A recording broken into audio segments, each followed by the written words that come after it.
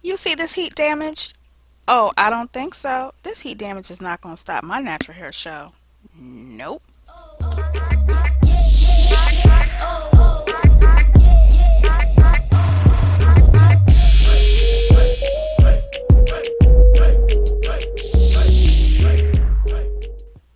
Yes, heat damage is a nightmare. But you know what? I know it can feel like your natural hair journey is crash and burn. And can you believe this is courtesy of a blow dryer? But I got something for that.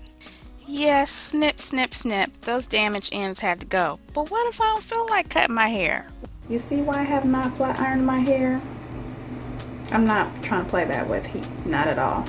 In my 4 years of being natural, I have not flat ironed my hair once. And I don't plan to.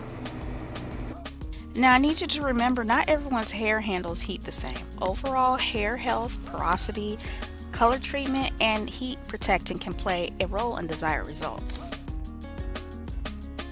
So if you're not in the mood to cut your ends, try this instead.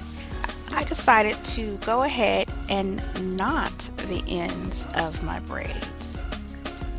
So I formed a knot. I didn't pull it all the way through, just left a bit of the hair out so I could go ahead and unravel the knot easily. I saw someone try this on YouTube, so I thought I'd try it myself.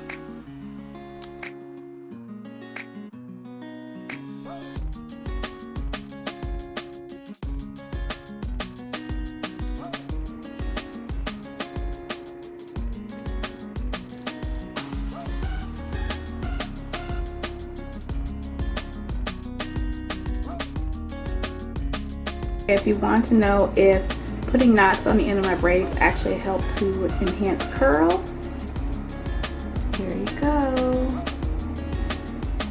See that? It works, y'all. Now one thing I would suggest though, if you're going to try putting knots on the end of your braids, make sure you're doing it on ends that have been clipped. Don't have no straggly ends or split ends or single strand knots, because that will not help.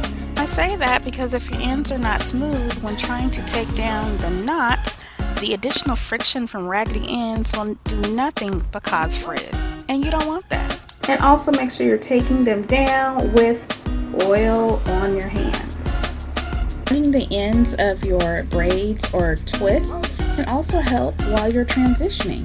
So give it a try sometime.